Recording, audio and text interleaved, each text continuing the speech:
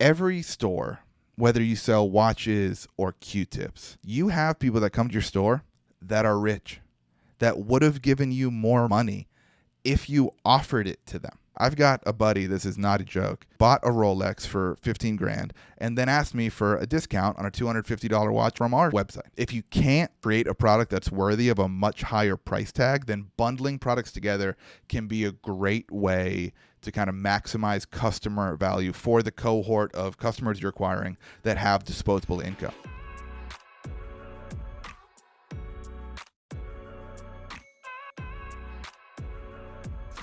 Welcome back to Triple Whale's 10 Tactics to Master Before Q4. I'm your host, Nate Lagos, and today we are talking about one of my absolute favorite things, something I've been super high on for about 18 months now, and executing this correctly and, going into product development meetings with this in mind and going into marketing forecasting meetings with this in mind has led to drastic top and bottom line growth for our business. If you're new here, weird move to start on episode 7, but I'm glad you're here anyway. If you don't know me, I'm Nate. I'm currently the VP of Marketing for a regional grain watch company, and I am walking you through 10 tactics that me and Triple Whale think you need to have top of mind as we approach the fourth quarter of 2024. Today, we are talking about finding price market fit. Now, everyone knows about product market fit. You probably wouldn't be listening to this podcast if you already haven't achieved and found some level of product market fit. And that's fantastic. That's definitely first on the agenda when it comes to running and starting an e-com brand. The greatest marketing strategy in the world cannot do anything until you have product market fit. So it's a good thing that most founders are solely focused on that, especially in the early days of their business. But the very next step needs to be chasing price or offer market fit, because there's plenty of products that people might want, but they wouldn't buy them if it wasn't priced correctly, right? Like for me, I drink like 2 or 3 cans of Red Bull a day. I think at our local Publix, it costs me like $2 a can. If that same can of Red Bull costs $5, I'd probably buy the exact same amount. If one can of Red Bull costs $10, I might cut back to one a day, maybe supplement with a green tea here and there. But if a can of Red Bull was $20, I would never buy one, right? And I'm a Red Bull loyalist and evangelist. I'm a fan of their Formula One team. I've bought their merch. I've went to an F1 race this year to go cheer them on, and my wife would probably call me a full-blown Red Bull addict. But at $20 a can, I'd just quit and I'd find another way to get caffeinated. So what I'm trying to say is a great product is only great when the price is right. A great product is only great if it's priced at a level where people are willing to buy it again and again. So that's what we're going to talk about today. We're going to talk about how to find price market fit for your e-com brand. First, I believe most e-com brands have a flawed methodology when it comes to setting their prices. The most common method is to rely on a target gross margin goal that usually comes from the founder. Maybe it comes from the CFO. Maybe it comes from the COO. It's something that I think is a problem with most e-com brands is no one knows who should own price. And I think it 100% should be your marketing team. So the way that it currently works for a ton of brands is they'll take a product that maybe it costs you $25 and you want 75% margins. That's your margin goal. So you price it at $100. You are optimizing for profit per order or really profit per unit sold. But that is a grave mistake.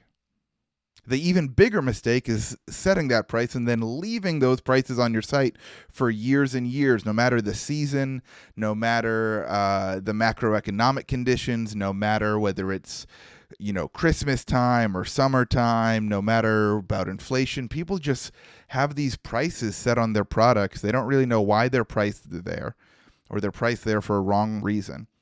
And then they leave them on their site for 6 years and don't think that's something they should be trying to optimize constantly. See, optimizing for profit per unit sold incorrectly assumes that one price point is going to produce an identical amount of units sold to another. And I can tell you, after a year of religiously testing our prices at Original Grain, that is not true.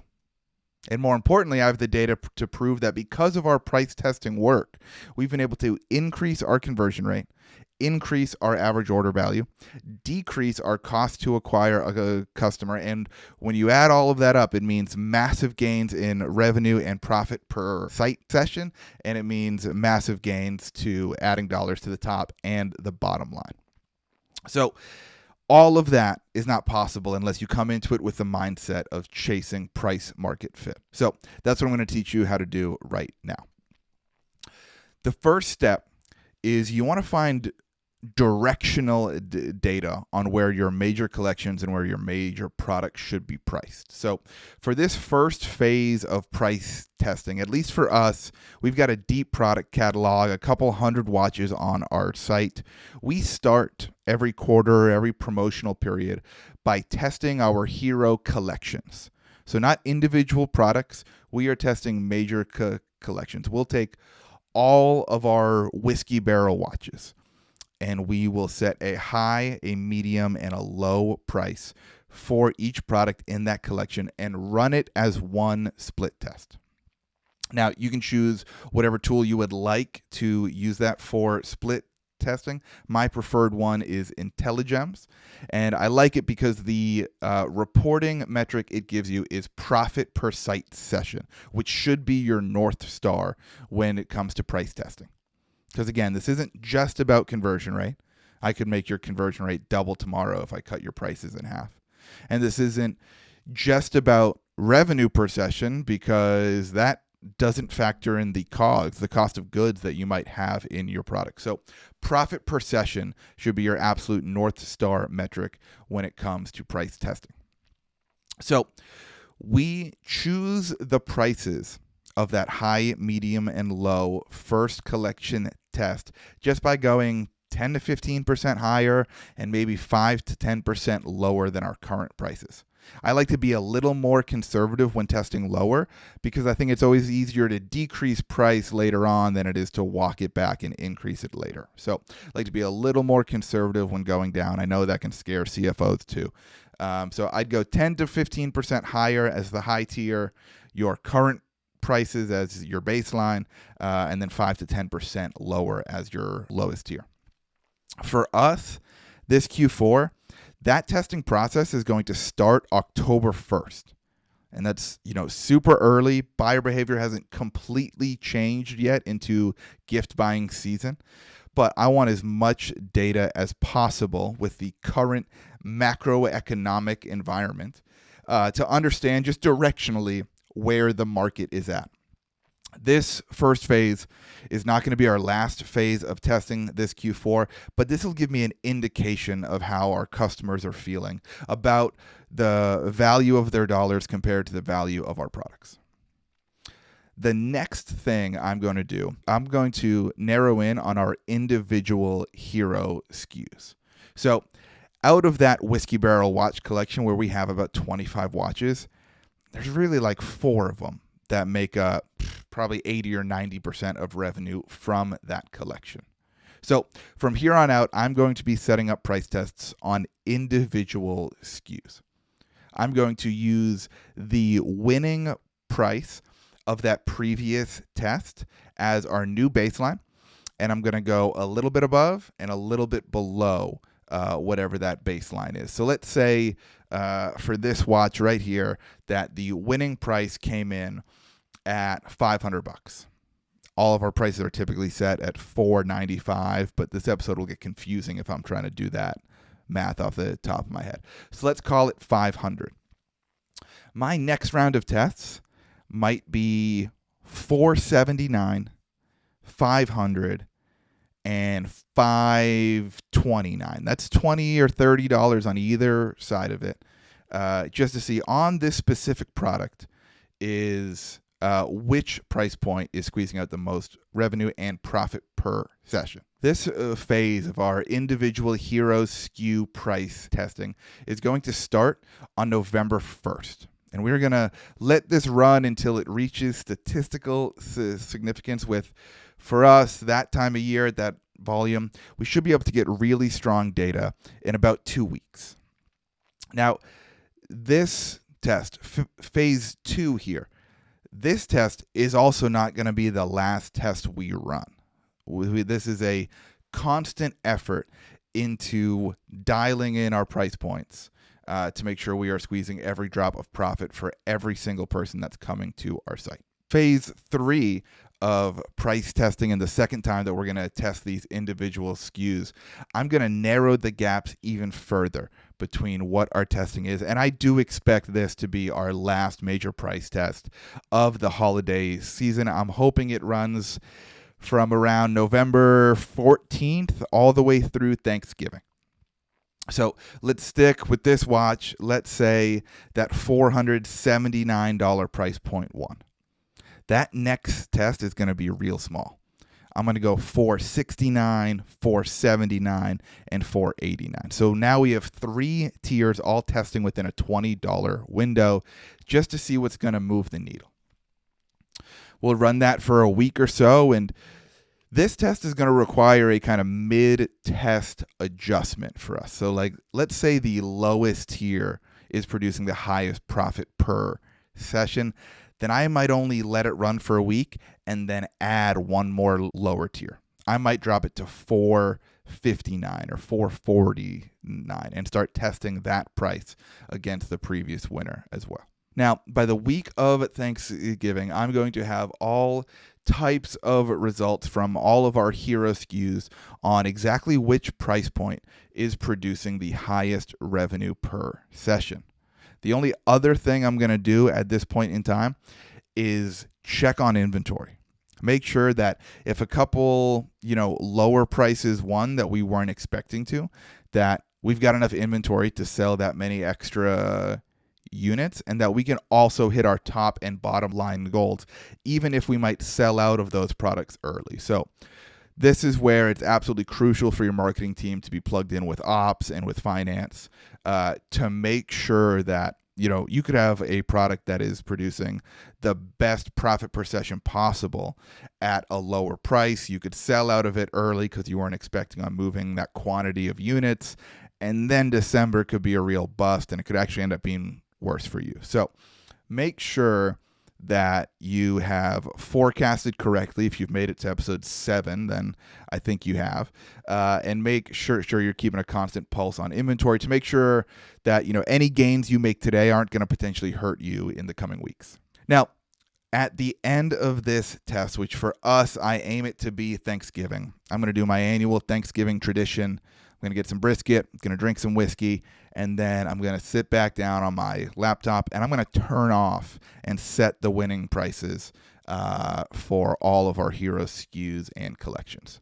I do this for a couple of reasons. One, I just want as many people as possible on Friday through Monday to see our absolute best prices and best offers.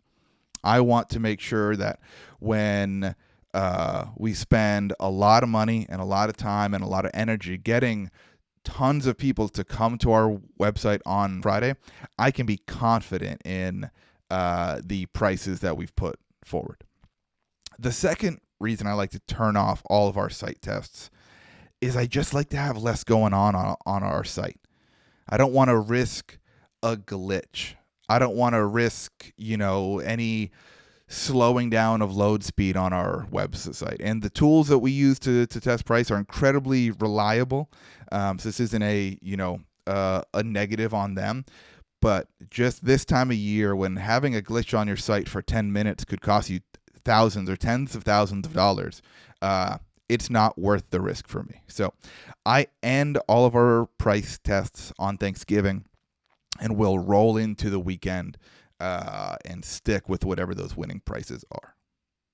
We might also revisit some of our hero SKUs as we get into December this year. And this is another opportunity to be plugged in with ops. If there's any products that aren't selling as fast as you want, then this December, we're going to test those at lower prices than we had tested previously to see if we can get them to move a little bit faster and figure out what price is still going to produce a higher profit per session while moving more units. Now, that price testing cadence might sound excessive and might sound like a lot, but I need you to take my word for it and trust the data that we have. I've been price testing relentlessly for about 18 months now, and each quarter that we have executed this plan, different prices have won. And that's why I think it's so crazy that people just set and forget their prices for years and years and years, because the economic climate is constantly changing. America is constantly changing. Your product mix and how it fits in your industry could be changing. There's so many, elements at play that we don't have control of, that don't pop up on our site or don't pop up in our ad account, that we need to constantly be testing this. I can't tell you what prices are going to win this Q4 because I was wrong about what prices won last Q4. But that's why we go through this rigorous, kind of comprehensive price testing cadence as we approach every new quarter and every new promotional period.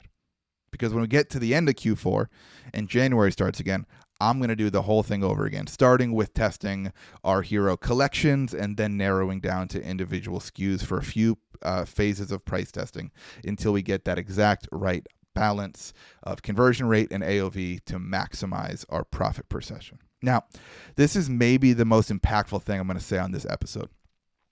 Whichever prices win, higher or lower, you need to learn from that and you need to make changes to your business accordingly. The biggest pushback that I get when I talk to founders and CMOs about price testing is they're scared of the result either way, right? They are scared that if the prices are lower, that's going to, hurt their brand value. That's going to, hurt their margins. That might hurt their bottom line. And some of them are even scared if it's priced higher, our customer is going to be happy when they get the box and order it because, does the product live up to the amount of extra value that they're paying for. But that's why I say you need to learn from the results of this price test and make changes to your business accordingly. You're not going to be able to do all of this in Q4, but as you look forward to 2025, here's what you should be thinking about. If a higher price won, the very first thing you need to do is scale your paid advertising. Spend more. Even if you have a slightly higher CAC than you're used to, you can't afford to slow down new customer acquisition. You need to, keep your current velocity of acquisition to keep growing. You need to nurture this customer more than you ever have before because they're now paying a higher price. You need to make sure that the quality of your product and your package and your post-purchase communication and customer service, all of that now has to match the new higher price they just paid. Because again, the result of the price test will tell you profit per session. It can't tell you anything about your customer's sentiment once they get the package and open it and experience it and wear it or use it in the way your product's supposed to be used. So, to recap, if the higher price won, spend more money on ads, even if your CAC is slightly higher, and make sure that everything in your customer's experience now lives up to that higher price. If a lower price won, you need to go to your suppliers right away, place a bigger purchase order for more units, and try to get your COGS lower now that you're buying in larger quantities. You need to have post-purchase and retention marketing efforts super dialed in because a lower price is going to increase the velocity of new customer acquisition, which means you'll be able to feel the compounding effects of repeat purchases faster if your post-purchase and retention marketing efforts are crushing. Both higher and lower prices can be great news for your business. You don't need to go into this price test hoping the higher price wins or hoping the lower price wins. If you follow this playbook to a T, and then if you make the changes based on the results of this round of price testing, then they will lead to massive top and bottom line growth for you this Q4, 2025, and beyond. In the last year, we've had both higher and lower prices win on a variety of watches on our website. But dialing in each collection and each product perfectly means we've improved every metric that matters to us. Our CAC, even though we're spending 70% more on ads this year, is actually a little bit lower. Our conversion rate is higher. Our revenue per session is higher. Our AOV is a little bit better. When you add all of those things up, we are seeing massive top and bottom line growth in back-to-back years now. I'm not exaggerating. No one is paying me to tell you how important price testing is, but I point to it as the number 2 thing that has let us grow so massively in the last couple of years. And the only number 1 thing is we spent way more money on ads in the first place. Now, there's one big catch to all this talk about price testing that I touched on before, but I want to really drive the point home now. This should never end. This is not something that you can do this Q4 and then go into 2025 with your new prices and not think about anymore. This is something that you need to start over in January as you approach your Valentine's Day sale. Then you probably need to do it again at the end of March or the end of April or the beginning of April. Then you need to do it if Mother's Day is big for you, or you need to do it if Father's Day is big for you. Then you definitely need to do it in July again, which are usually the dog days of e-com, to make sure that your prices and offers are still converting well and still driving profit and customer acquisition velocity during what's traditionally a slow Q3. So we repeat this, kind of 3 or 4 phased approach to price testing every single quarter, every single promotional period, to make sure we're always in tune with what the market is determining as the perfect price for that exact moment in time. Now, that's the recipe for finding price market fit for individual products. But you also have to make sure that all your different prices are working together on your website to maximize the user experience and maximize profit per session and maximize the units that you actually want to sell. So I'm going to touch on price anchors. We have taken watches that have won at a higher price and make sure that they are usually the first watch on the top of any collection or landing page that we are sending traffic to. We want someone to look at that watch and have a little bit of sticker shock at the price and go, oh shoot, that's $500. But then right next to it, there's a watch for $299. Now that watch, all of a sudden, that we know is priced perfectly for what that watch is, that looks like an amazing deal because it's over $200 cheaper. It's like a 40% decrease in cost from the first one they saw. So on a page like that, we expect to move way more of the cheaper watch because of how we position them both at the top of our collection pages. We've also done this during times where there's one particular watch that we have a lot of units of. We'll make sure all the watches around it are priced $100 or $200 or $300 higher than that one watch, and we put it at the top middle of our page, surrounded by products that are more expensive, and people gravitate to it and take it at a higher rate. The other thing we do is right below that, usually right below the fold on our website, we'll throw in a watch that's way cheaper. Our average order value is $300. So the top of our page, we might show a $400 or $500 watch. Then we'll show that watch that's priced between $200 and $300. And then a couple rows down, we'll throw in a watch that's priced at $139, $159. We look for those opportunities as almost a downsell. It's like, hey, if you scrolled past what we know are our best-selling watches at the top of our page, we gave you an expensive version, we gave you a much more affordable version, but if you still scrolled past those, then I'm going to assume that price is your biggest objection. I'm going to assume that, like most Americans, you don't necessarily have $300 to blow right now on a product that you don't need, on something that's, bought for pleasure and fashion over function. So I want to make sure that quickly, as soon as they decide that those watches up top are not for them, I'm showing them our most affordable option. I'm going to bring up the classic movie theater pricing strategy, right? If you're anything like me, you're a movie theater popcorn fiend. Little pro tip for you: you can just drive to the movie theater and buy popcorn and bring it home. You don't have to go see a movie. I've done that a ton. It's a pretty gross habit, but it makes my life a lot more enjoyable. But when you get there, you see, the classic, the small popcorn is $7. The medium popcorn is $11, and the large popcorn is $12. So why on earth would you ever buy the medium? Right? When it's only $1 more to get the large, that kind of price anchor and price trick gets people to spring for the large, because in perspective, it's only $1 more than the medium and you're getting way more popcorn.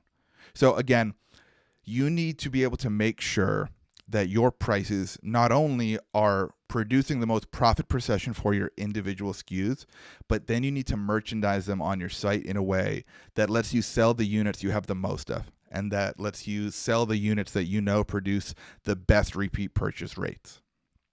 That is the key to kind of tying this all together. Is once you find all the individual prices, make sure they all come together and work to accomplish the best goals for the business. Now, the back half of this, and another way that you can kind of chase price market fit, is execute this price testing cadence on your upsell products and on your bundles.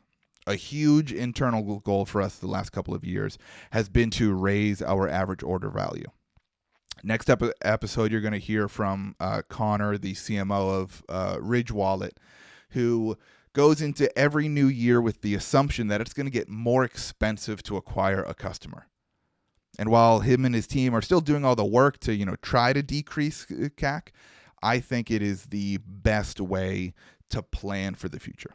I think assuming that CAC will always go up is going to allow you to build a much healthier business. So they spend a ton of their time, as does my team, trying to raise AOV and raise LTV. So that's what we're going to talk about here. When I first kind of look at acquisition offers, for us, it all starts with that hero product. The most common purchase for us is people are only buying one watch at a time. So that first phase of price testing that I covered in this episode, that's going to make sure I've nailed the price of this.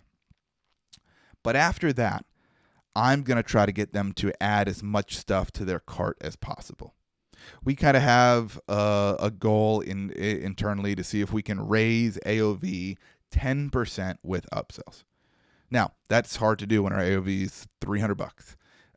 But we are chipping away at it through two main methods.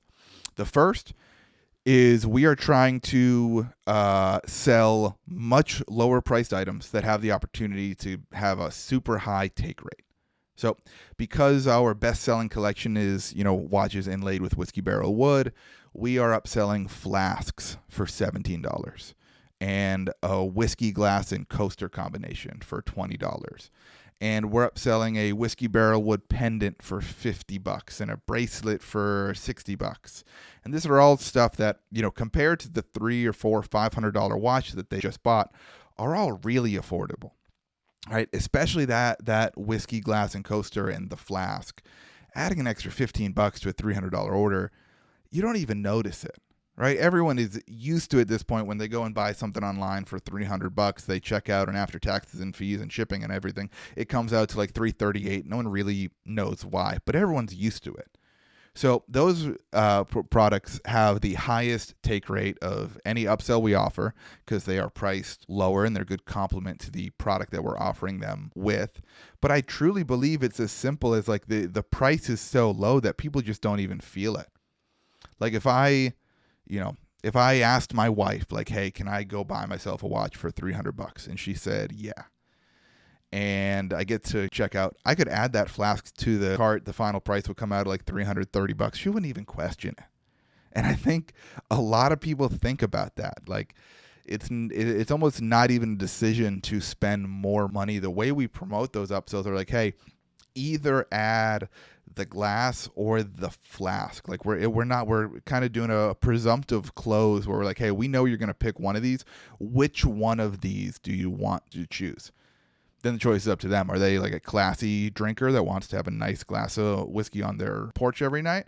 Or are they a degenerate drinker like me and want to sneak booze into places they're not allowed to sneak booze into, so they go for the flask? Now, we measure dollars added per order to determine the winner of our upsells test. And then we also measure our site-wide AOV just to kind of get an idea of how upsells are affecting the business as a whole. Now, that's the first way we are trying to increase our AOV with upsells, is we are trying to sell lower priced products that have a really high take rate. The other way we're trying to do it is trying to sell products that are similar to the product that they first bought, that are priced similarly, and even with a much lower take rate, have the opportunity to beat all of our other upsells on dollars added per order. So if you come and buy this watch from us, I might try to upsell this watch. It's another whiskey barrel watch. This one's black. Some people might like that. Sometimes we offer one that's an opposite color, that's a gold or a brown or a silver. But what this does is it allows people to kind of get another look at the catalog. We'll discount those watches slightly when it's an upsell item.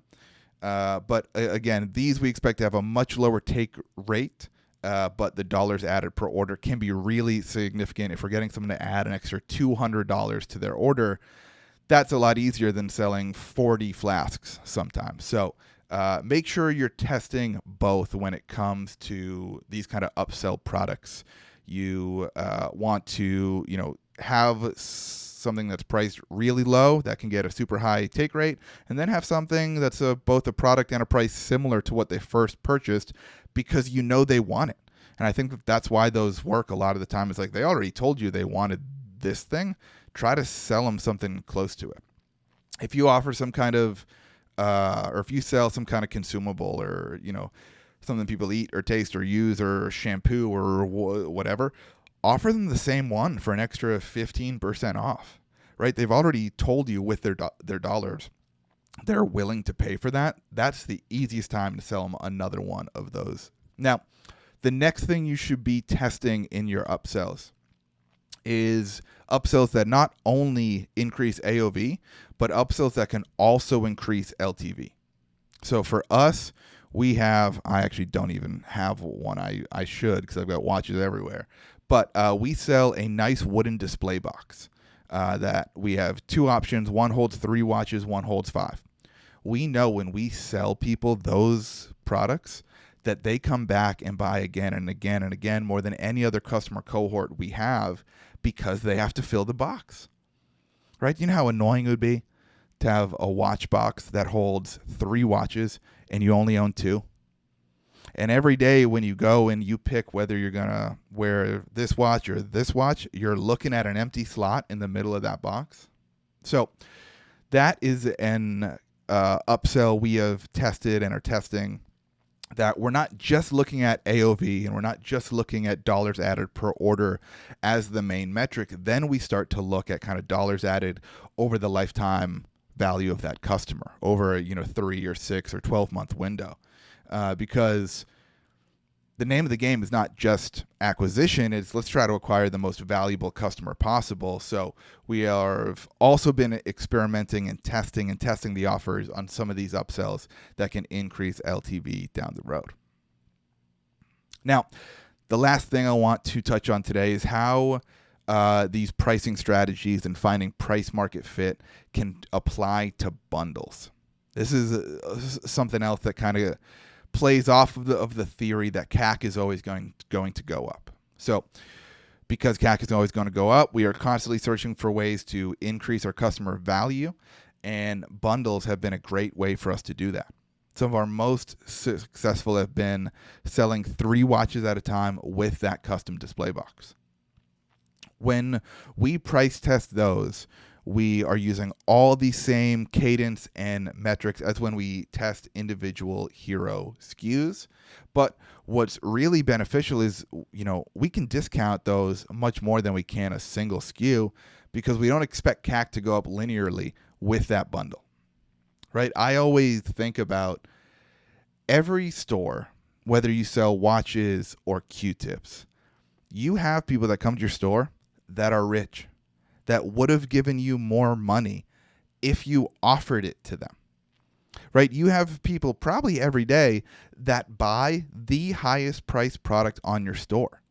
Those people probably would have given you more of their dollars if there was an option to. So I like to look at these bundles as a way to kind of sniff out our whales, sniff out the people that come to our site that, especially in the category of watches, we sit in a place that's really affordable in the watch industry.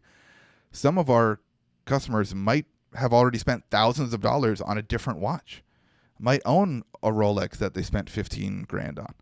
I've got a buddy, this is not a joke, who bought a Rolex for 15 grand and then asked me for a discount on a $250 watch from our website. So those customers exist. And I think it's such a shame sometimes when e-com brands get trapped in like, oh, we only sell a $60 product. Or for us, we only sell a $300 to $500 watch. But if you can't, create a product that's worthy of a much higher price tag, then bundling products together can be a great way to kind of maximize customer value for the cohort of customers you're acquiring that have disposable income. So for us, selling 3 or 5 watches at a time, or selling a watch with a matching pair of sunglasses at a time, or selling a watch plus a matching wedding ring at a time can be really, really valuable. Again, this is something that you want to price test to dial in profit per session on. And then you want to make sure you are merchandising these bundles in a way that helps you sell what you really want to sell. So I talked about those price anchors being on our website earlier. These bundles are merged throughout our collection pages as well. And I think it's powerful for a couple of reasons. We have a bundle right now. I think it sells for $1,000. It's 3 watches. And $1,000 is, more than double the next highest price on that collection page. The most expensive single watch on there is $500. This bundle's $1,000. But what's great is I get to mark that down from like $1,800. So it looks like this amazing deal because they are saving $800 off the retail cost of buying those 3 watches and the box it comes with. So that's a price anchor that almost kind of works in both directions. It makes everything else on our page look more affordable, and it presents itself as a fantastic deal because you're saving so much money by buying all these watches now. And if you're a customer that's coming to our site that's planning on building their collection or adding to their collection of watches, then why wait? Why not just grab the whole bundle now? All right, to recap this episode, I want to tip my hat and applaud you for finding product market fit. But your job's not done yet. You need to be relentlessly and consistently and constantly testing prices in order to find price market fit on every single one of your hero SKUs and hero collections and all your upsell offers and all your bundles offers constantly through the ever-changing economic environment. Even if you think your brand is too small to be affected by macroeconomic conditions, which to a degree I think is true, testing your prices will make sure that every single quarter, every single promotional period, you are squeezing the most revenue and profit possible out of every single person that comes to your website. I can tell you firsthand that we've been doing this for 18 months, and it's been such a massive tool to help us add dollars to the top and bottom line. I also want to make sure that you are using the results of these price tests to make necessary changes to your business. What does it mean for your business if, your baseline prices increase by 20%? You need to make sure you are increasing ad spend so you don't slow down on, customer acquisition velocity.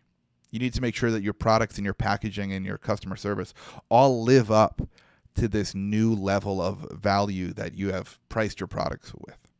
If a lower price is one, then you need to make sure that you are ordering more inventory because you're going to sell out quicker than you thought. You need to make sure you're getting a better deal from your suppliers on your cost of goods.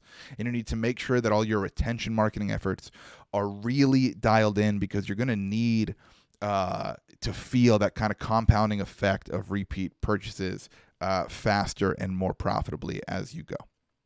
So thank you all so much for listening. I gave a little teaser, a lead into the next episode as well with Connor McDonald, CMO of Ridge Wallet. We talk for another half hour on all sorts of tactics and offers to increase AOV and increase LTV as we approach Q4. That, we probably should have titled this whole thing, How to Use This Q4 to Maximize the Revenue and Profit of Your Brand in 2025. Because one warning I want to throw at you is you don't want to let short-term tactics, kind of dictate what you're doing this holiday season. The calendar doesn't end after December 31st. The clock doesn't stop after BFCM. Right? Unless you're trying to exit your company in the next 90 days, this game isn't over at the end of 2024. So I like to make sure we are approaching every single tactic and every single piece of advice I give to brands isn't just to maximize this Q4. That's obviously important, but it's more important to be able to use this Q4 as a launch pad to new heights of revenue and profit in 2024. So that's why in this episode specifically, I wanted to harp on make sure you are using the learnings from these price tests to make the necessary changes to your business, and making sure you're thinking about this all in terms of LTV, not just about raising AOV or raising conversion rate. You want to make sure that you are doing what's best for the long-term health of your business. So thank you so much for listening. Next episode's going to be great. Me and Connor deep dive on this stuff, and it is really, really amazing. So go check it out, and I will see you next time on Triple Whales 10 Tactics to Master Before Q4.